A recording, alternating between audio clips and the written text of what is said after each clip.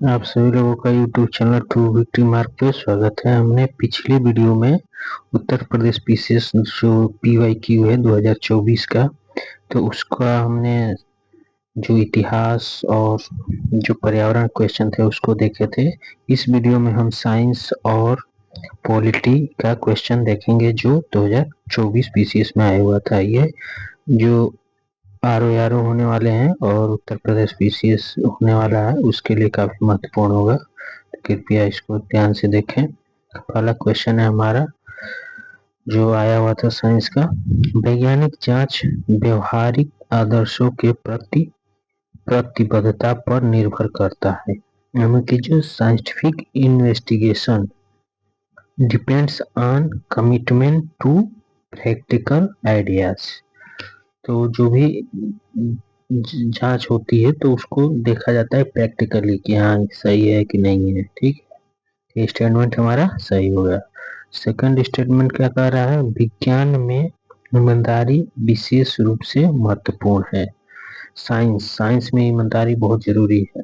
अगर कोई कनेक्शन करना है, जैसे फैन में कंडेंसर लगाना है, अगर उल्टा कोई बोल दिया, मैकेनिक्स उल्टा लगा दिया और वो बोल रहा है कि हाँ हम सही लगाए हैं, तो चलाने पर पता लगेगा कि उल्टा चल रहा है फैन की सीधा चल रहा है, हवा देने की जगह वो हवा खींचने लगेगा। तो इससे ये है कि विज्ञान में ईमानदारी बहुत जरूरी है। ठीक है, तो ये भी स्टेटमेंट करेक्ट है, दोनों स्टेटमेंट करेक्ट हुआ। नेक्स्ट क्वेश्चन देखते हैं। कथन था कि सापेक्षिक आर्द्रता वायु के तापमान में वृद्धि के साथ घटती है, यानी कि रिलेटिव ह्यूमिडिटी और एयर टेम्परेचर के बीच क्या संबंध है। अगर जो एयर टेम्परेचर को हम बढ़ाते हैं तो वो रिलेटिव ह्यूमिडिटी कम हो जाती है। गर्मी के दिनों में क्या होता है, जब लू चलती है तो एयर टेम्परेचर इंक्रीज होता है और जो आर्द्रता होती है, नमी होती है, वो क्या हो जाती है, कम हो जाती है। ठीक, तो ये हमारा कथन सही है। दूसरा कारण इसका क्या है, वाष्पीकरण में वृद्धि के साथ निरपेक्ष आर्द्रता में वृद्धि होती है। Absolute humidity increases with increasing evaporation।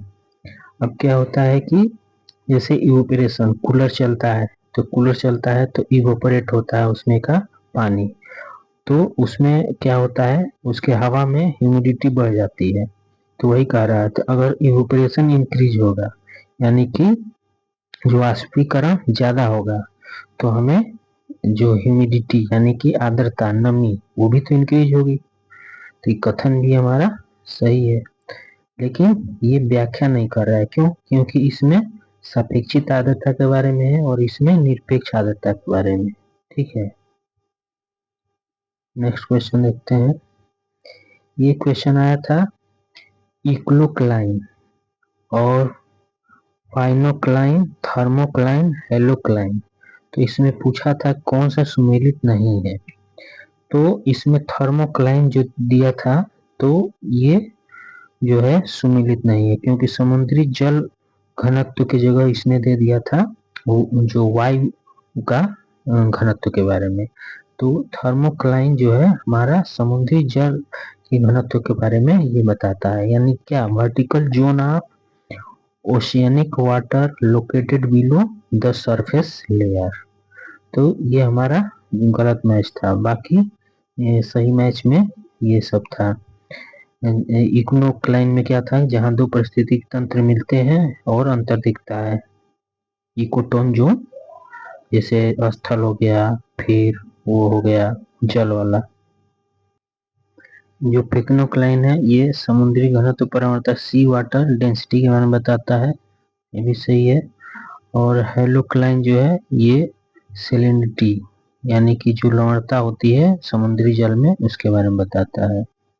तो इस तरह से हमारा जो मैचिंग नहीं था थर्मोक्लाइन था, लेकिन इसमें मैचिंग है क्योंकि इसमें समुद्री जल वाष्प के बारे में, घनत्व के बारे में दिया गया। क्वेश्चन में था वायु के बारे में। ठीक है, थर्मोक्लाइन किसके बारे में होना चाहिए, तो समुद्री जल घनत्व के बारे में। नेक्स्ट क्वेश्चन है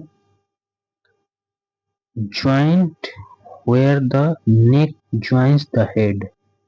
अब हेड है तो ये शरीर हो गया, शरीर तो ये हेड ये इसे लगा है और ये अपना मूव करता रहता है, इधर भी जा सकता है इधर भी जाता है।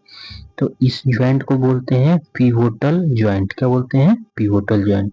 यानी कि जो हमारी खोपड़ी है इसी पे जो है लगा दी जाती है और वो रोटेट करता है। अन्य जो है बाल एंड सॉकेट ज्वाइंट कहाँ पाए जाते हैं? तो बाल एंड सॉकेट ज्वाइंट हमारा कूल्हे और कंधे, कंधे में होता है इसको। ऐसे ये हमारा हो गया जो है कंधा, ऐसे हाथ इसमें कंधे से जुड़ा रहता है, तो ये बाल एंड सॉकेट है।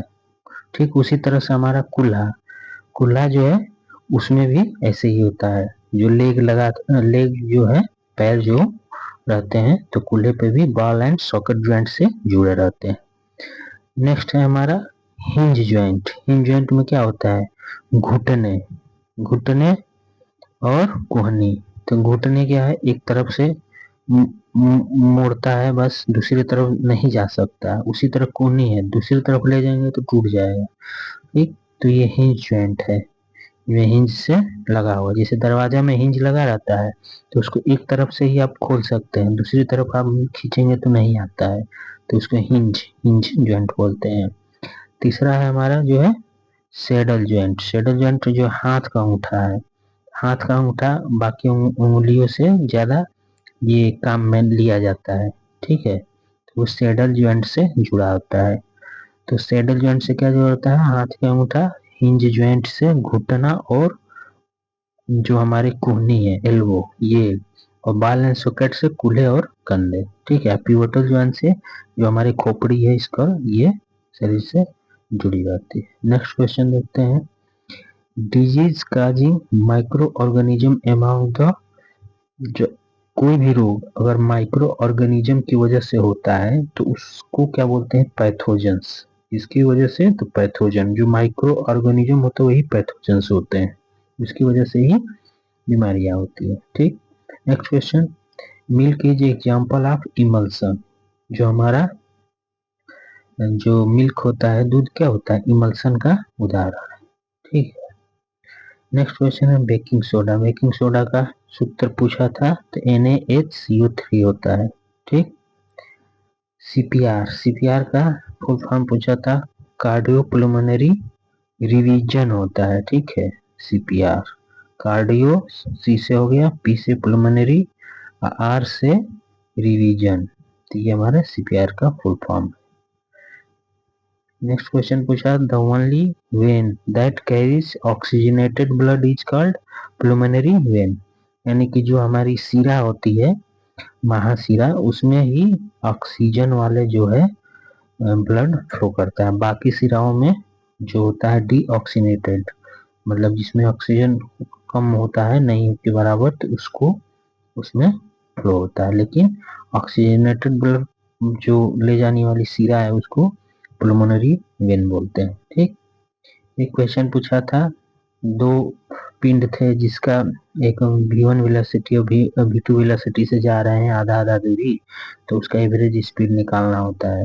तो उसका average speed 2V1 V2 by V1 plus V2 होगा, क्योंकि एक आधे दूरी पर V1 जा रहा है, दूसरा आधे दूरी V2 जा रहा है, तो एवरेज दोनों को निकालेंगे तो 2V1 V2 by V1 plus V2 होगा। और एक संबंध पूछा था फ़ारेनहाइट में और सेंटीग्रेड में, तो हम जानते हैं कि C/5 बराबर 1-32/9 होता है। ठीक, तो इधर हम एक इधर रहने दें, इधर जाएगा तो 9C/5 हो जाएगा, और 1 - 32 को, अगर 32 को इधर लाएंगे तो प्लस हो जाएगा, यानी कि फ़ारेनहाइट बराबर 9/5 डिग्री सेंटीग्रेड प्लस 32 हो जाएगा।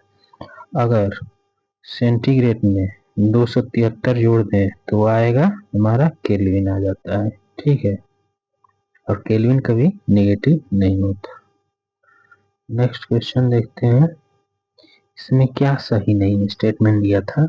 तो क्रोमोसोम, जो क्रोमोसोम होता है DNA और प्रोटीन से बने होते हैं, तो स्टेटमेंट हमारा करेक्ट है। किसी कोशिका का केंद्रक कोशिकीय विभाजन या प्रजनन में हिस्सा नहीं लेता, तो स्टेटमेंट गलत है। क्या होता है? केंद्रक है, जब दूसरी कोशिका बनती है तो केंद्रक का विभाजन हो जाता है, ये टूट के दो बन जाते हैं। ठीक, तो ये स्टेटमेंट हमारा गलत है। नेक्स्ट है क्रोमोसोम संततियों के लिए सूचनाएं संरक्षित करता है, तो ये सही करता है। डीएनए की फंक्शनल यूनिट क्या होती है? जीन होती है। नेक्स्ट क्वेश्चन देखते हैं। इसमें कुछ जो है महत्वपूर्ण टॉपिक है उसको हम बता रहे हैं यहाँ। उतना ही क्वेश्चन पूछा था, 10 क्वेश्चन थे स्टैटिक्स साइंस से और बाकी 5 current affair science and tech से क्वेश्चन थे। ठीक है, अब हम ग्रंथियों के बारे में पढ़ते हैं। ग्रंथियां 3 तरह की होती है, बहिस्रावी, एक्सोक्राइन, अंतःस्रावी, इंडोक्राइन और मिक्स्ड ग्लैंड, जिसको मिश्रित ग्रंथि बोलते हैं। तो एक्सोक्राइन ग्लैंड जो होता है एंजाइम स्रावित करता है और इसमें अलग से जो है व्यवस्था बनाया रहता है, डक्ट बना रहता है उससे। जैसे कि हमारे श्वेत ग्रंथि या पसीना आता है, तो पसीना आता है तो ये ब्लड में तो मिला है नहीं, इसके लिए अलग से जो है बालों के नीचे जो है छिद्रनुमा जो जगह होती है उसी से आता है, ब्लड तो आता नहीं। यानी कि इसमें एक अलग सी पाइप की व्यवस्था है, डक्ट की व्यवस्था है, जो एंजाइम जो हमें एंजाइम स्रावित कराते हैं उसको एक्सोक्राइन ग्लैंड बोलते हैं। ठीक, जैसे लार ग्रंथि है, जीभ में से लार जो निकलता है तो इसमें ब्लड नहीं आता, यानी कि ये एक्सोक्राइन है, बहिर्स्रावित ग्रंथि। इनको अलग से इसमें अलग से ब्लड से बाहर से कुछ व्यवस्था है। वही इंडोक्राइन ग्लैंड में क्या होता है? अंतःस्रावित, उनमें डक्टलेस, ये ब्लड में ही मिले रहते हैं, जैसे हार्मोन्स होते हैं इसमें। जैसे क्या है, कोई भी हमारा पीयूष ग्रंथि है तो मास्टर ग्लैंड जिसको बोलते हैं, तो इसमें से जो भी हार्मोन स्रावित होते हैं वो ब्लड के अंदर ही मिले रहते हैं, जहाँ जाना है वहां पे ब्लड के माध्यम से चले जाते हैं। थायराइड ग्रंथि है, ठीक है, पैराथायराइड ग्रंथि है, पीनियल ग्लैंड है, तो ये सब एग्जाम्पल किसके हैं? इंडोक्राइन डक्टलेस यानी कि अंतःस्रावी ग्रंथि का। तो पीनियल ग्रंथि को क्या बोलते हैं? बायोलॉजिकल क्लॉक भी बोलते हैं। क्यों? क्योंकि इसी से आदमी कितने टाइम पे सोता है, उठता है, इसका सब ब्यौरा रखता है यही। ठीक है, नेक्स्ट है मिक्स ग्लैंड। मिक्स ग्लैंड में हमारा एक आता है पेनक्रियाज, अग्नाशय। क्यों? क्योंकि हार्मोन जो इस इंसुलिन होता है वो हार्मोन होता है, उसको निकालता है, और एक लाइपेज और ये ट्रेवलिन, ये सब एंजाइम होते हैं जिसको एलएटी एंजाइम बोलते हैं, तो ये भी अग्नाशय द्वारा निकलता है जो भोजन को पचाने में सहायक करता है। इस तरह से अग्नाशय हमारा मिक्स ग्लैंड हो गया। ये भी कई बार क्वेश्चन पूछता है कि मिक्स ग्लैंड का एग्जाम्पल क्या है, तो पेनक्रियाज है, अग्नाशय है। ठीक, नेक्स्ट क्वेश्चन है, मानव शरीर की सबसे अंतःस्रावी इंडोक्राइन ग्लैंड, डक्टलेस ग्लैंड क्या है? तो थायराइड ग्रंथि है। ठीक, और सबसे छोटी ग्रंथि जो अंतःस्रावी ग्रंथि है तो पिट्यूटरी, पीयूष ग्रंथि जो मस्तिष्क में होती है, सबसे ऊपर होती है। ठीक है, इसको मास्टर ग्लैंड भी बोलते हैं। नेक्स्ट क्वेश्चन है, किस ग्रंथि को 4S या 3F ग्रंथि की संज्ञा प्रदान की गई है? तो एंड्रिनल ग्रंथि जो होती है इसको फ्लाइट फ्लाइट फ्रेट उड़ो लड़ो भागो की संज्ञा दी गई। ये संकटकालीन स्थिति में अपने आप स्रावित होती है, ये इससे जो हार्मोन स्रावित होता है।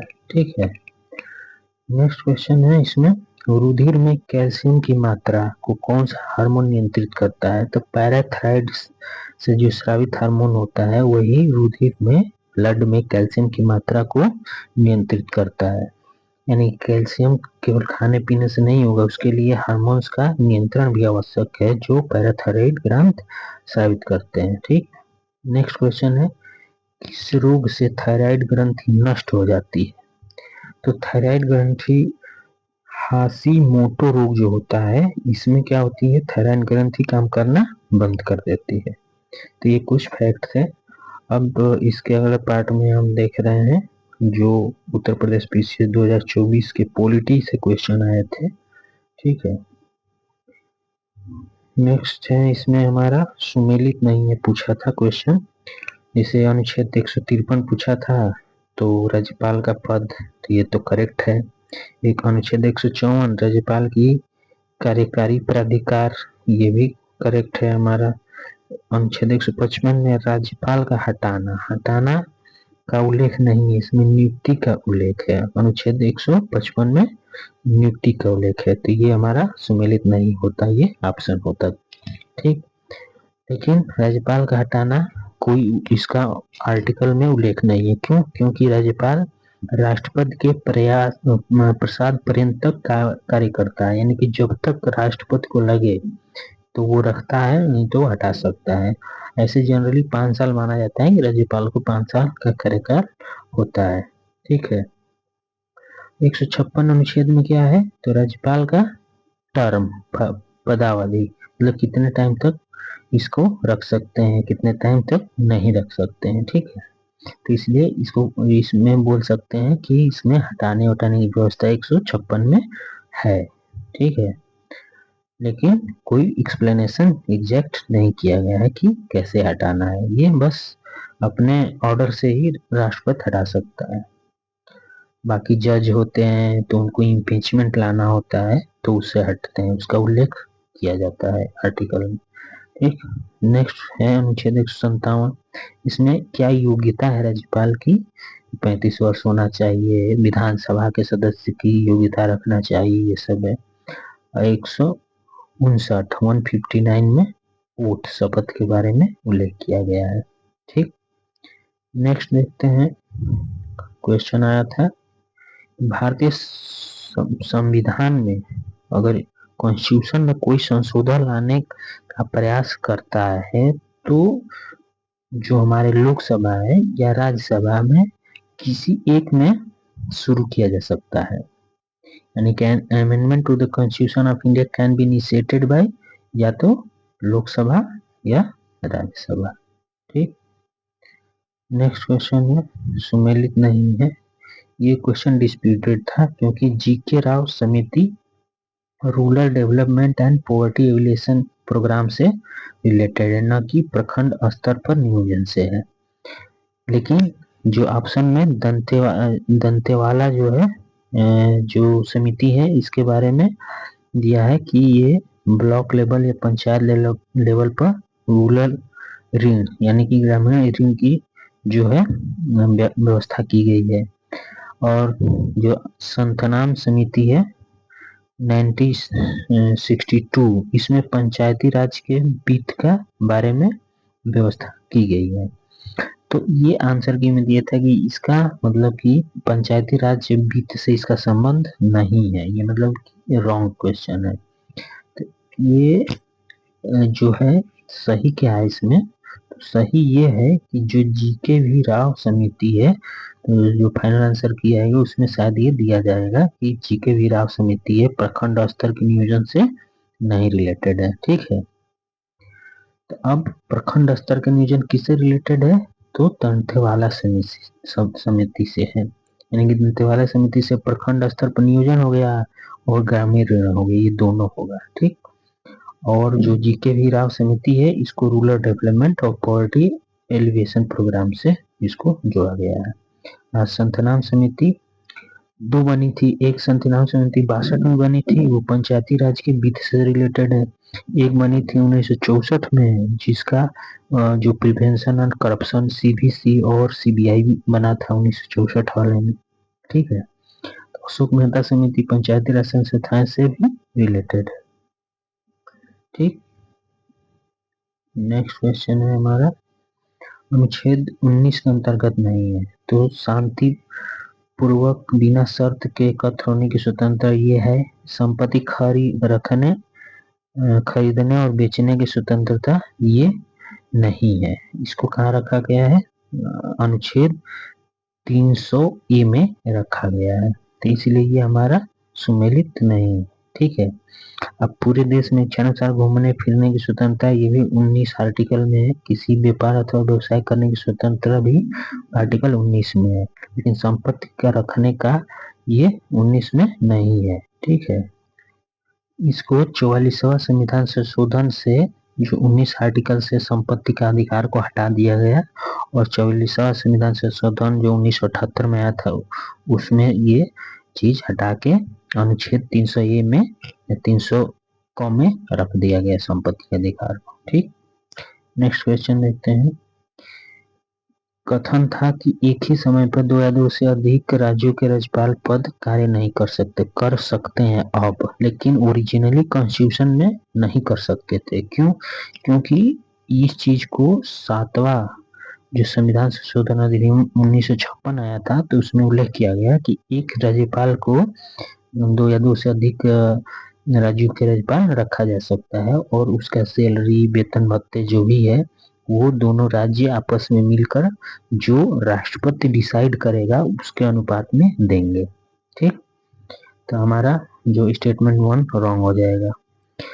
और reason there shall be governor for each state, मतलब गवर्नर प्रत्येक राज्य में होना चाहिए। यह आर्टिकल 153 में उल्लेख है, ये हमारा सही है, मतलब कथन सही हो गया। ठीक है, और जो है कारण सही हो गया, कथन गलत हो गया। नेक्स्ट क्वेश्चन है हमारा, सुमेलित नहीं है। विधि के समक्ष समानता नागरिकों और गैर नागरिकों दोनों के लिए सुनिश्चित की गई है। ये तो सही है, विधि की समक्ष समानता में। लोक सेवाओं में अवसर की समानता में केवल भारत के नागरिकों के लिए सुनिश्चित है, ये भी सही है।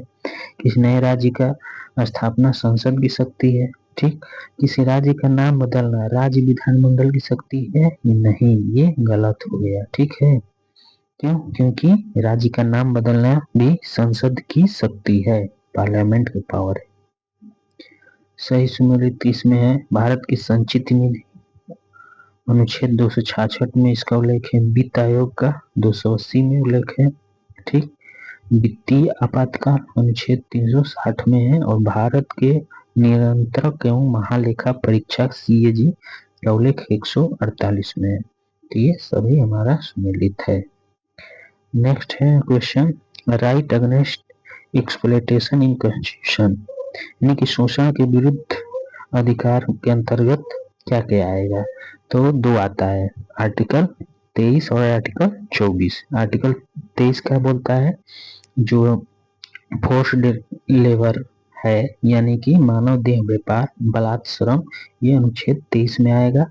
कारखाने या खदानों में बच्चों की मजदूरी निषेध ने, जो हमारे चाइल्ड हैं उनको खदानों कारखानों में निषेध किया गया, ये अनुच्छेद 24 में उल्लेख है। तो ये दोनों हमारा करेक्ट हो जाएगा। ठीक, नेक्स्ट क्वेश्चन है, कथन है कि भारतीय संविधान का अनुच्छेद 352 में आपातकालीन स्थिति की घोषणा संबंधित है।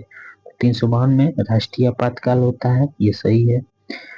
इसका कारण में क्या है? आपातकालीन स्थिति किसी भी समय उत्पन्न हो सकती है, तो ये भी सही है, किसी भी समय उत्पन्न हो सकती है। ठीक है, अभी मान लो भारत पाकिस्तान का कुछ मैटर चल रहा है, कभी युद्ध छिड़ जाए तो आपातकाल भी लगा सकते हैं, तो इस समय तो निर्धारित नहीं है, कभी भी हो सकता है ये। तो इसका हमारा कारण भी सही है, कथन भी सही, लेकिन व्याख्या नहीं कर रहा है इस चीज का, क्योंकि इसका तो उल्लेख हमारा संविधान में किया गया है। ठीक है, और ये किसी भी समय, ये तो सिचुएशन के हिसाब से है, तो आपस में व्याख्या नहीं है। नेक्स्ट क्वेश्चन है, लोक सेवा आयोग किस स्रोत से कार्य शक्ति प्राप्त करता है? जो यूपीएससी है, तो यूपीएससी के लिए कई पावर है। एक तो संविधान 315 आर्टिकल के तहत, ठीक, ये भी है।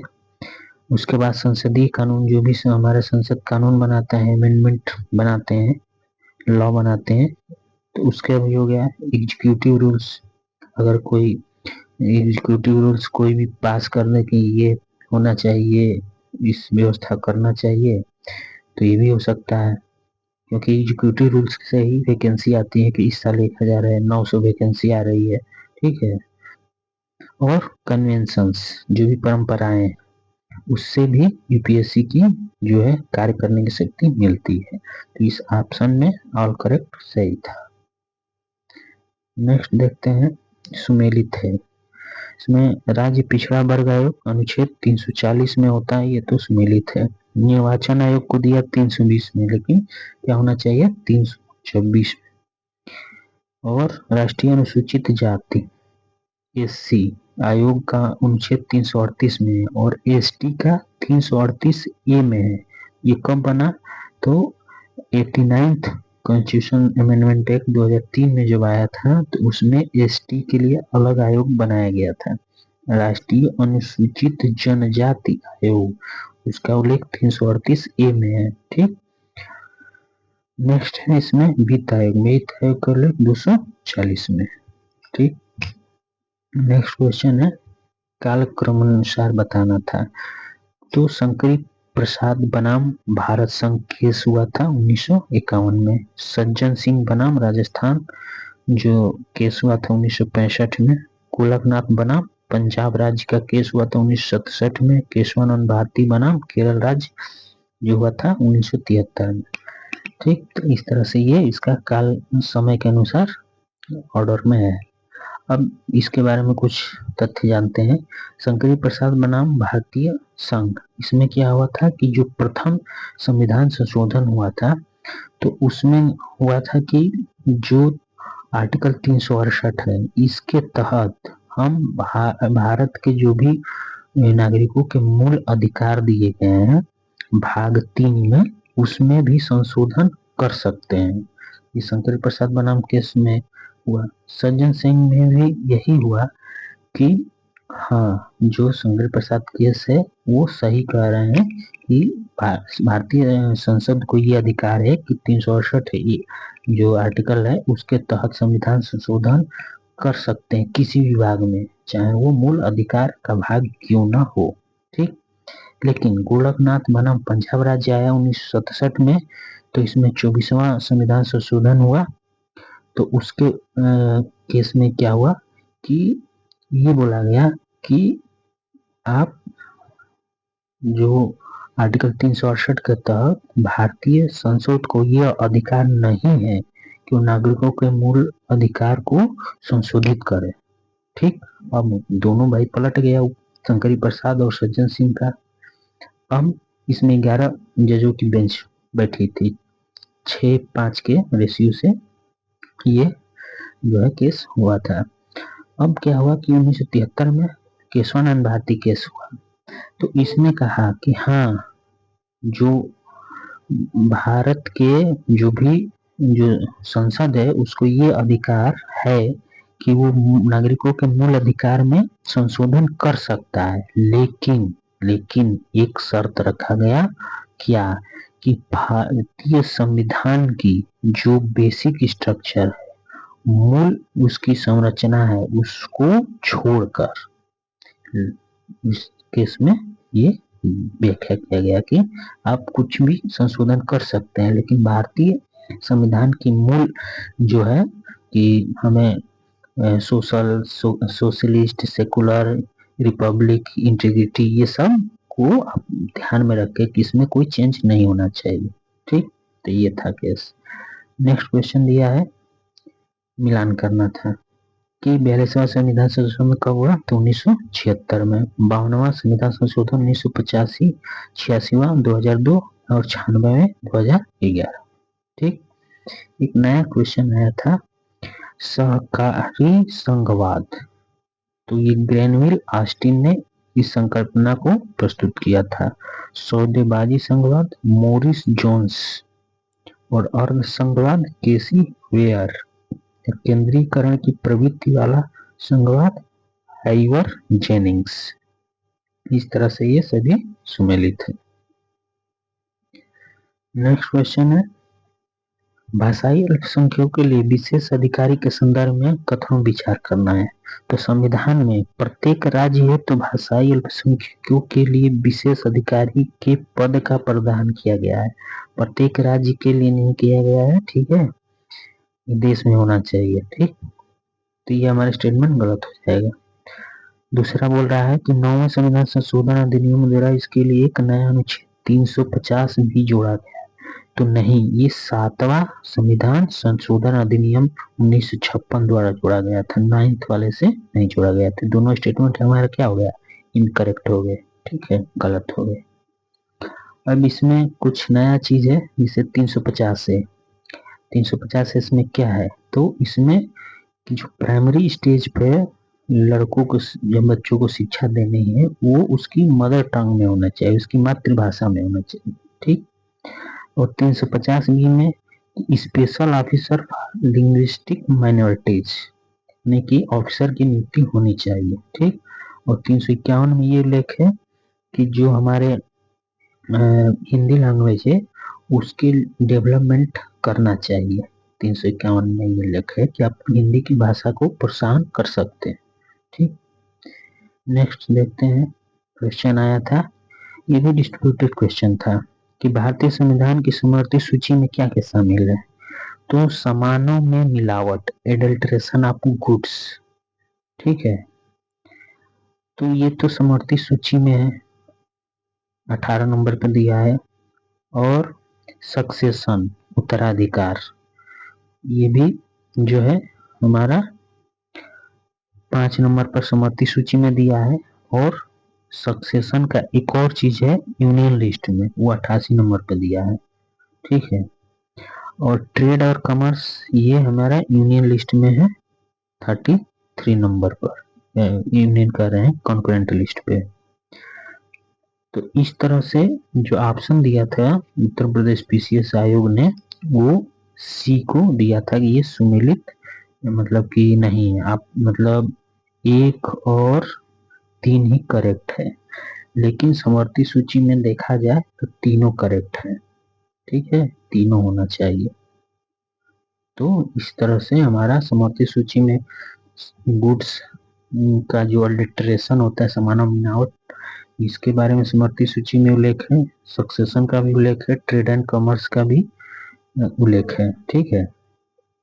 अब कुछ फैक्ट देखते हैं, लगभग 10-12 क्वेश्चन आए थे उत्तर प्रदेश पीसीएस 24 में। अब देखते हैं 6 शेड्यूल के बारे में। तो 6 शेड्यूल में क्या है, इसमें एडमिनिस्ट्रेशन, ट्रिबल एरिया के एडमिनिस्ट्रेशन के बारे में, कैसे उसको हम जो मॉनिटर कर सकते हैं। तो आर्टिकल 244 से 275 तक इसका उल्लेख है। लेकिन किस विशेष राज्यों में, तो असम, मेघालय, त्रिपुरा और मिजोरम। असम बड़ा वाला राज्य, ठीक, इसके मेघालय छोटा सा ये, और त्रिपुरा 3 तरफ से घिरा हुआ राज्य, और इसके साथ मिजोरम। तो ये जो है हमारे जिसमें 6 शेड्यूल का ट्रिबल एरिया के एडमिनिस्ट्रेशन के बारे, ठीक।